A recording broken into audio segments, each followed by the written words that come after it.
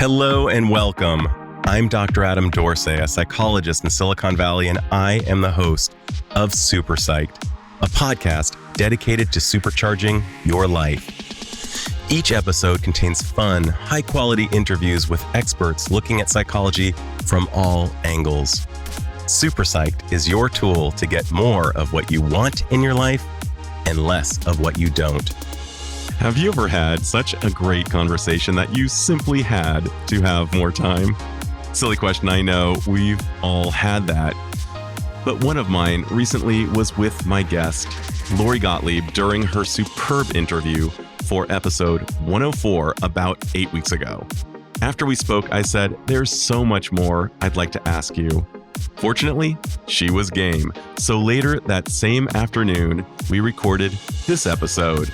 As you'll hear, she shares about how she and her colleague, Guy Winch, created their stellar podcast, Dear Therapists, as well as more about her well-cultivated thoughts on therapy itself. And a brief refresher on Lori. She has a thriving psychotherapy practice in Los Angeles.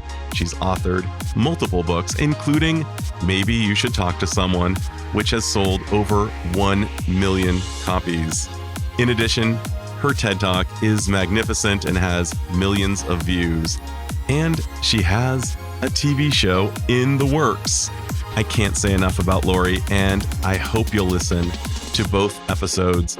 You will see why she has been such an international sensation. So listen in on a bit more from a psychotherapy thought leader, Lori Gottlieb, on this PS edition. And as you'll hear, we go right into the middle of the conversation. So one of the things I love about what you said earlier in terms of choosing your audience is being really discerning when choosing our friends, of course, our romantic partners, our therapists is a big deal. And just recalling back in graduate school, being told that if you're going to consider a co-facilitator for a thing in therapy, be as conscientious in selecting that person as you would perhaps a spouse. And here you are with Guy Winch, a great psychologist, an author, a TED speaker himself, who's got incredible clout. And the two of you are an incredible union. I wonder what went into the selection process when it came to choosing Guy as your podcast partner. So when I was asked to do this podcast, I was asked to do it by myself. And I thought, well, I don't want to represent all therapists. I think it's important to have other perspectives. And so I was thinking, well, who could I have on here? And I was at first thinking maybe I wouldn't even have another therapist. Maybe it would be me and another person that I really click with, and maybe we could be talking about these issues. And then I was at a conference and I was put on a panel with Guy Winch. And it was a panel of some other therapists as well. And Guy and I, just all of our answers, we had never met. We just were on stage together. And everything he said resonated so strongly with me. And everything I said resonated so strongly with him. And we were riffing off of each other. And the other therapists gave sort of nice answers. But Guy and I, we both are very not precious about ourselves in terms of how we present professionally, meaning we're professional, but we're very human.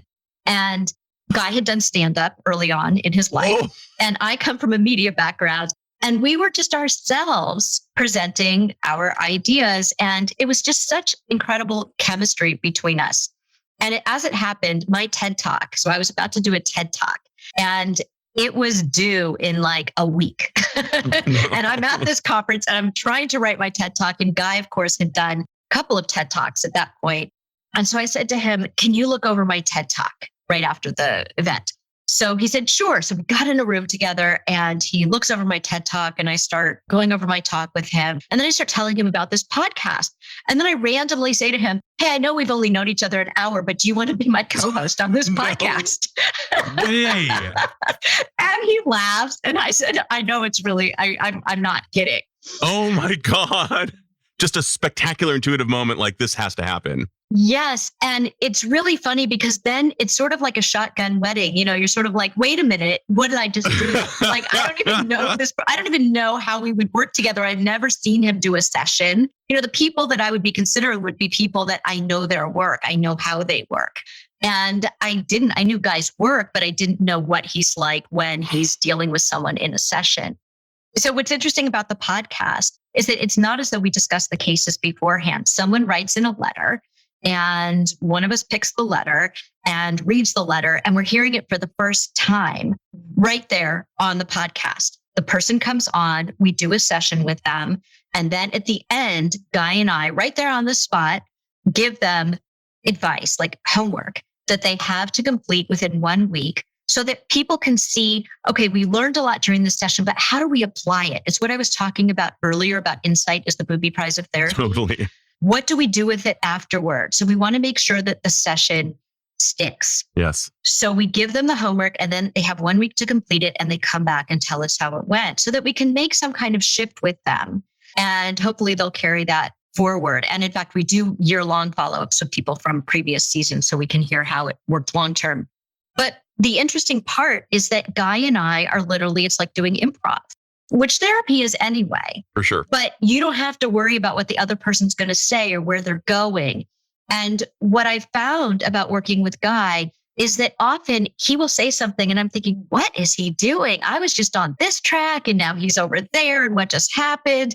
But I trust because we've worked together enough now that wherever he's going is the same place I was going. He's just getting there a different way. So we very much trust that whatever cockamamie thing we think the other person is doing in that moment, that there's intention and that we have the same goal. And what's nice too about working with another therapist is that sometimes you'll see that you are trying to get somewhere and it's not working. You're not getting to where you need to be with that person. And so the other person could kind of come in and move in a different place. And then you could come back and that lets you go back to the place you wanted to be. It's really a dance. And you have to have a good dance partner. And I could not think of a better dance partner than Guy Winch. He's also his accent, I just want to say, which sounds sounds like a funny thing to say.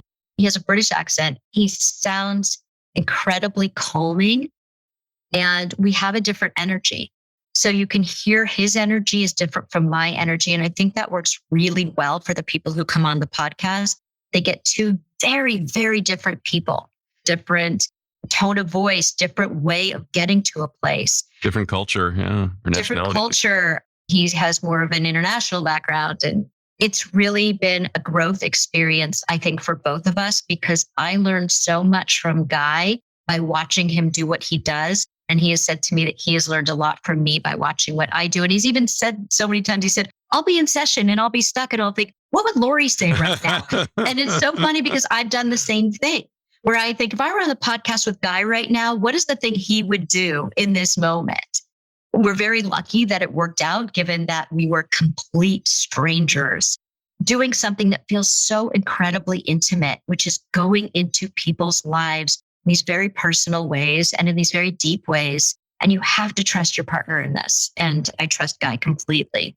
There's so many funny things about this story. My preconceived notion was, oh, for sure, she vetted him. And over a long period of time, she's very conscientious. And I don't know if the word choiceful is actually a word, but I hear it used. But you know what I'm driving at here. And here you are putting your professional reputation on the line in a very exposed manner. And you put 1 hour of just real intuition into the selection process. And lo and behold, the proof is in the pudding. I listen to that podcast. I get smarter. I imagine everyone does. I find myself asking, what would Lori do? I know Guy does. You've internalized each other. You've influenced each other. You're both better for having known each other. This is such a virtuous cycle in that all stakeholders, whether it's you and Guy or the listeners in general, be they therapists or clients or both. I mean, just what a gift the two of you have created and how funny and counterintuitive this whole process was. Well, we kind of make fun of each other too. Guy's big thing, and you'll hear it on the podcast, he's very much about validating the experience. And I'm like, validate, schmalidate. Like, if we get into this right now, I don't say that, but there are things about me where he's like, yeah, no, that's Lori doing her thing. I'm going to go over here. It's almost like when you have different adults, when you're a child who might influence you and might be models for you. I think it's nice for kids to see lots of different adults and lots of different styles. Often couples will come to me and they differ on their parenting style. And I say, that's fantastic. Mm-hmm. And they think it's a problem. And I say, no, this is really good. You don't have to be the exact same people. You have to agree on certain values and sort of big picture items. But in terms of how you actually interact, it's good for your child to see that this parent does this and this parent does this. Now, your rules are probably the same, but how you go about these interactions will be different. And that's great. They get to see two different kinds of people. And that's exactly what you and Guy are doing. You said you trust that he will get there. And if two parents both have the same goal, which is, it's like not like either one of their goals is going to violate the other, but they have different ways of expressing the ways to getting there. I think, again, all stakeholders benefit because what does the child see? Oh, I can be cognitively flexible and still get there. Yes, yes. And it also reminds me of how solitary being a therapist is, because my goodness, when we're in the room, we are so focused on that person sitting on the couch, but we don't have colleagues sitting in the room with us. We have consultation groups where we can tell what happened, but that's our interpretation of what happened. Somebody didn't see it.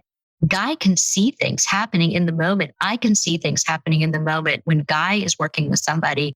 And I think that's so valuable. I have grown so much as a therapist by working with another therapist in real time. And by the way, publicly. Very publicly. So that we get feedback from other therapists, which is really nice. We love it when other therapists send us something and say, oh, that thing that you did there was really helpful. Or what about that moment? What if you had gone here? And we think, yeah, that's a great idea. And we'll bring that into a different session. Our intern on the podcast right now is a graduate student who is becoming a therapist. And we're actually going to do some sessions with him to get his sort of like case consultation with him on the episodes that we've taped so that you can hear the perspective of somebody who's training and listening to these and learning and has questions for us. And I think, again, we're just trying to make therapy accessible and the process of growth and change accessible to people. And however they learn it is great for us. So I like letting people behind the curtain. I don't think we should be wizards with these secrets behind the scenes. I think things should be incredibly transparent. And that's what I'm trying to do in all of my work, is to make all of this very understandable, accessible, and transparent. Well, Lori, that's wonderful. And I think about Rashomon and that great film by Akira Kurosawa, where several people see the same event and see it differently through their testimonies. And I think that you and Guy are mutually edifying. And I'm so envious of your graduate student who gets to be the beneficiary of being with you, learning from you, and also learning this technique of not being solipsistic alone as we are trying to become better at what we do. One of the things that keeps kind of hitting me about you is your willingness to be so transparent out there in a field where we have been told about boundaries. And I think it's to the benefit of all of your listeners and readers that you show up with your personhood humanistically. And you do that in such a beautiful manner. You role model vulnerability. You role model your quest to learn more and slog it out, almost like Rocky Balboa in a workout. You're just going for it, which I resonate with so much as a therapist and as a person in life. I'm wondering, what's it been like for you to be so out there, so transparent, so seen for all of so much of your life that other people might not be exposing because they might not have a podcast or a book or a format the way you do? How's it been for you? Well, I think that the reason that I do it is that one of the obstacles to change is that people think that everybody else does it seamlessly and that something is wrong with them if they're having trouble, if they're stuck, if they keep repeating patterns, if they can't let go of something from the past that's still sitting there and influencing all of their behaviors and choices. And I think that change is really hard. And in the book, I talk about how change and loss travel together and how there are all of these stages of change. And it's not like people say, just do it and I'm going to change. Right. You know, I talk about the model of change that has those steps of pre-contemplation where you don't even know that you're thinking about making a change, and then contemplation where you are thinking about it, but you're not ready to do anything. And then preparation, where you're preparing to make the change, but you're not there yet. And then action is where you actually make the change. And people think that is the last step. It is not. That is the beginning of the change. The next step is maintenance. And maintenance is, how do you maintain the change? And one of the biggest misconceptions about maintenance is that it's this upward trajectory. Like you've made the change and you're just going to keep going, keep going, keep going. But no, you're going to slip back. It's like Chutes and Ladders. It's like, the game. You're going to slip back. That is built into maintenance. That does not mean that you failed. It means that you are building up your ability to maintain the change. So you do the change, you slip back. You see that with Charlotte in the book with her drinking, and also with the guys, like going after the unavailable men. And you see her keep going back, but less so, less frequently. And then there are certain triggers and she's aware of them. And then she gets on this path where she's really maintaining, but she might still slip back sometimes. That's okay. And so when you ask about my being out there, I wanted to show that I go through that process too. And I think that if people can get rid of the shame that they have around whatever it is that is ailing them, that I think that they have so much more potential to make those changes. And so if they think they're going to therapists who are so self-actualized and don't struggle in life or haven't struggled in life, and by the way, if you're human, you have struggled in life in some way, shape, or form. It might look different, but you have. I think the process is harder. So I just want people to know that we are all in this together, that yes, we are trained to help you. No, the sessions are not about us or our personal lives. So we do have boundaries. I talk about self-disclosure in the book and how we make those assessments about what to share and why. And when we do, it needs to be very intentional for the benefit of the client. And you have to know what that benefit is before you say what you're about to say. And don't say it if you don't know the answer to that question. But I think that therapists being human is one of the best things that can happen to the field. And by that, I don't mean that we were talking about therapists and media. We're making a TV series of this book. Mm-hmm. And one of the things that I always have said is that I feel like therapists have been portrayed in the media as either sort of like the blank slate, which we are not, or they've been sort of like the very competent person at work, but the hot mess outside of work, which is not accurate either. We're just humans, fellow travelers, as we talked about. And I think that that really helps the field for people to know I'm going to a real person. If you're going to be in a field that is all about human relationships and you can't be human, there's something wrong with that. Could not agree more. And I've made a very conscientious choice, and that is I do reveal appropriately my own struggles, not overwhelmingly. I don't make them the crux of my work on the podcast, but I have shared certain struggles that I've been through. And I'm so glad that you're doing this. I also really do want people to know that, kind of like the hair club for men guy, I'm not just a therapist. I also have received my own treatment, and it's made all the difference in my life. So I really want to model that as well. And I'm so glad you're doing that and judiciously, conscientiously providing really healthful self-disclosures when appropriate. I think it's great. Well, what's interesting about that is that I have not in the therapy room talked about my personal life. And in the book, which many people have read, and I didn't know, by the way, how many people were going to read it, which is why I was so raw and unfiltered in the book. I remember, everyone said the story in the book is that I was supposed to be writing a book about happiness. I did not want to write a book about happiness because I think happiness is sort of beside the point. And I don't mean that we shouldn't want to have joy in our lives. What I mean is that happiness as the goal in and of itself is often a recipe for disaster. Happiness is a byproduct of living our lives in a fulfilling way, is I think what we're all seeking. And that's a healthy way of looking at happiness. So I canceled the happiness book and I said, I want to write this book. I want to just bring people into the experience of what I have the privilege of seeing every week and help them see their lives reflected in these patients. And everyone said, oh, no one's going to read that. No one's going to read a book about people talking in a room. No one's going to do that. And so I said, great, because for the 3 people who read it, I get to write the book that I want to write. And now, of course, it's sold like well over 1 million copies and lots of people have read it. And I remember when I turned it into my publisher, and again, they had thought, oh, no one's going to read this. And they were like, oh my gosh, I laughed, I cried, I gave it to 5 people here and 5 people there. And I thought, uh-oh, maybe more people are going to read this. Maybe I should clean myself up a little bit because I still have time. The book isn't, in its final form yet. But I didn't clean myself up. And I am sure that the reason that the book resonates so strongly is because I did not clean myself up, because I was as real as my patients are. And I think that was so important. So I have not in the therapy room talked about these things. I don't do that as a rule. There are times when maybe here or there something might come out, maybe about my child or being a parent or something like that. But the stuff that's in the book, I don't talk about. So when I came back from book tour, so I didn't tell people I was going on book tour. I said, I'm going to be out of the office on such and such dates and I'll be back. And here's who's on call for me. And then when I came back, of course, the book blew up immediately and was everywhere. My patients would walk in one after the other onto the couch and they'd sit down and they'd say, so I read your book. And I had not prepared for that. And what I found was that they were not so interested in my life.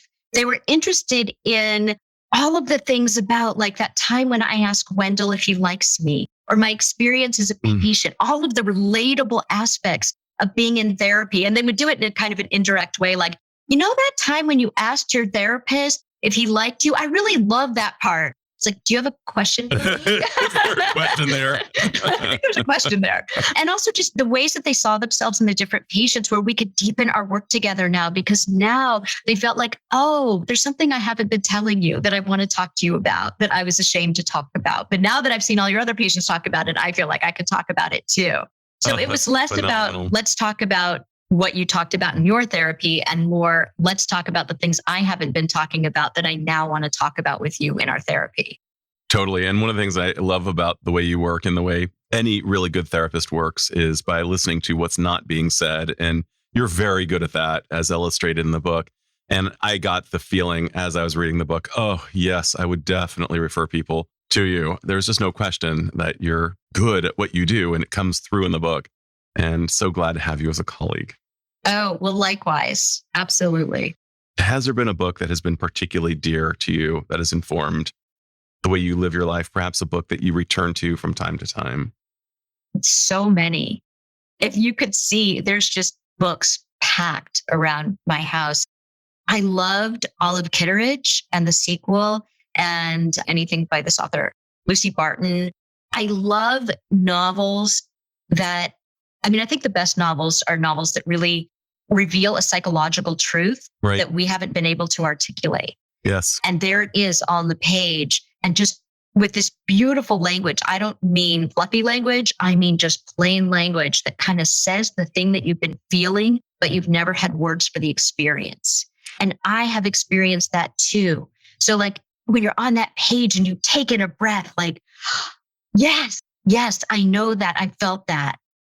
And it goes back to our earlier conversation of naming, how important it is to have a name or a word. That's wonderful. So Kitteridge. Well, Kitteridge talks a lot about, especially the sequel. I forget what the sequel is called to Olive Kitteridge. Something like maybe Olive Again. Obviously, it's called Olive Again. It's all about her regret, what she wishes she had done differently, and her sort of coming to terms with what she can change and what she can't change. And how do we make peace with that? And I think that's so universal at any age. And so you may not be Olive Kitteridge, you may not be that character, but wow. And the kind of reckoning that she has with herself around who she was as a parent, as a partner, as a community member, who she was as a child and how that affected her as an adult. All of these ways that we look at our lives and know that we don't get a redo. And so how do we manage that? And how do we grow from that? And I would say any good novel will ask those big questions and have you ask them of yourself.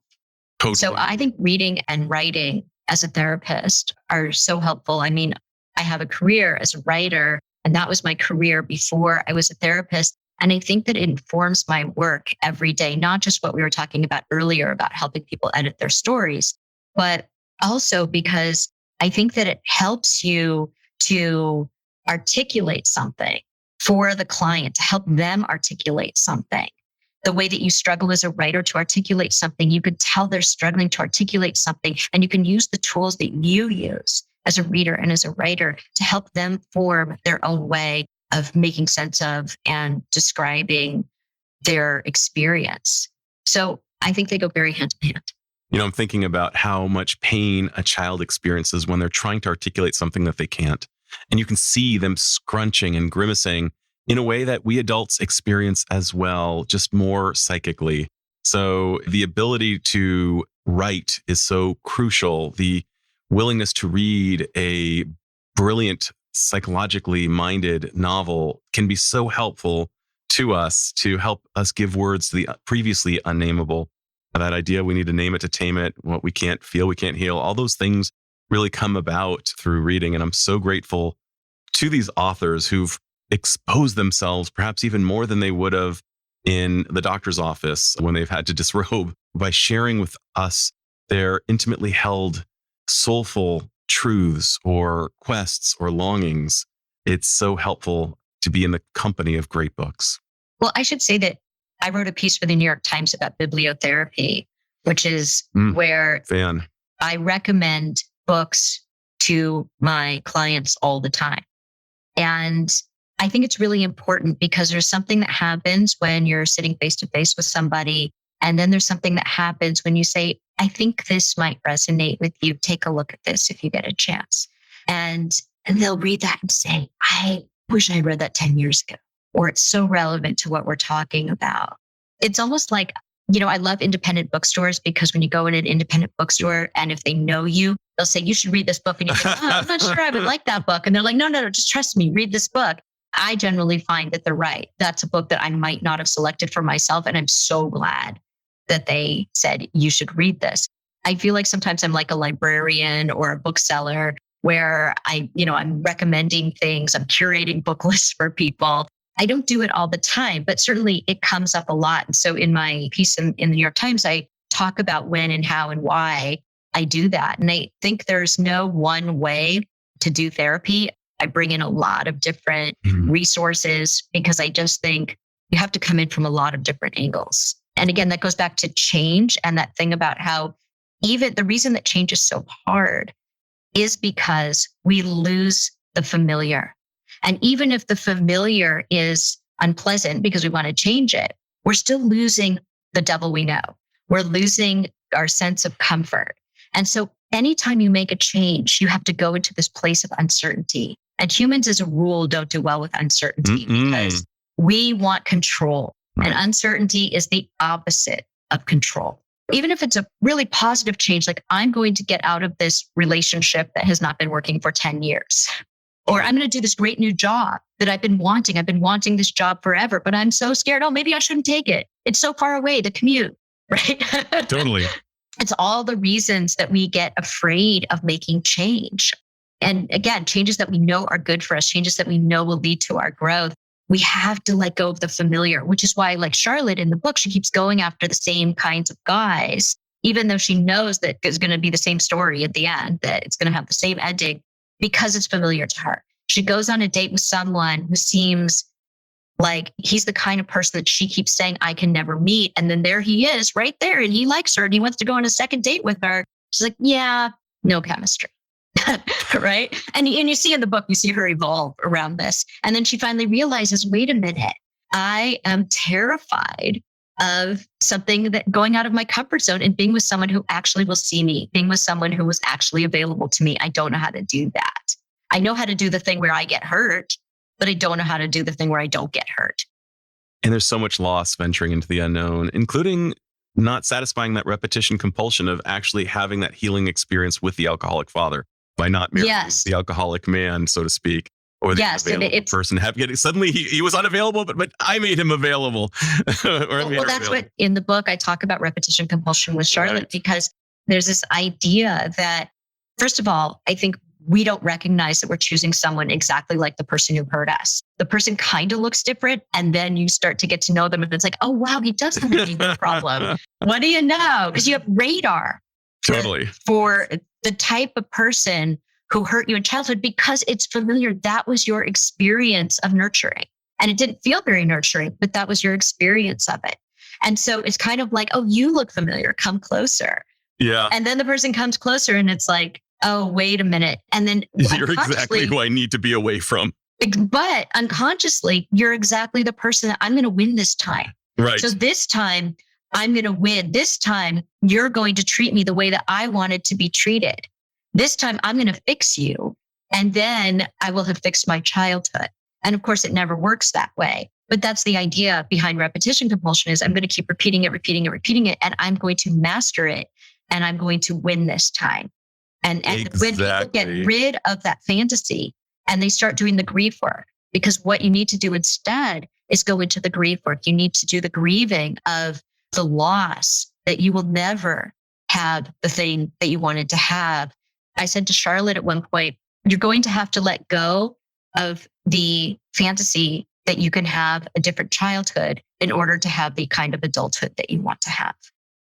And I think that piece that you just named is so central to so many of our broken hearts, so many of our pains, and what causes us, when unexamined, just repeat. And as you articulated it so well, to re-engage that repetition compulsion.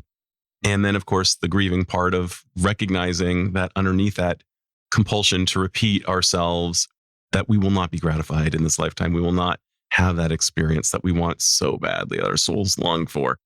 Speaking of longing, before we go, what are some of the books that you do give out most frequently? Because I have a feeling my listeners want to know. Yeah, unfortunately, it's really tailored toward the person. And because there are so many books that I recommend. So if someone's dealing with, there's certain nonfiction books. I was talking about novels before, and those are very much about what I think will resonate with that person. Sometimes I will give out nonfiction if they need to learn something about, let's say it's something about a mood disorder or a personality disorder or something like that. I will give them a book and they will say, oh, there's a name for this. Right, exactly. Oh, this is what it is, right? I was thinking about just now a client that I had who had a very, very difficult family and sibling who was very abusive to her. And Educated had just come out, and there was so many parallels between those two families. And I told her she should read. I actually had a galley of it.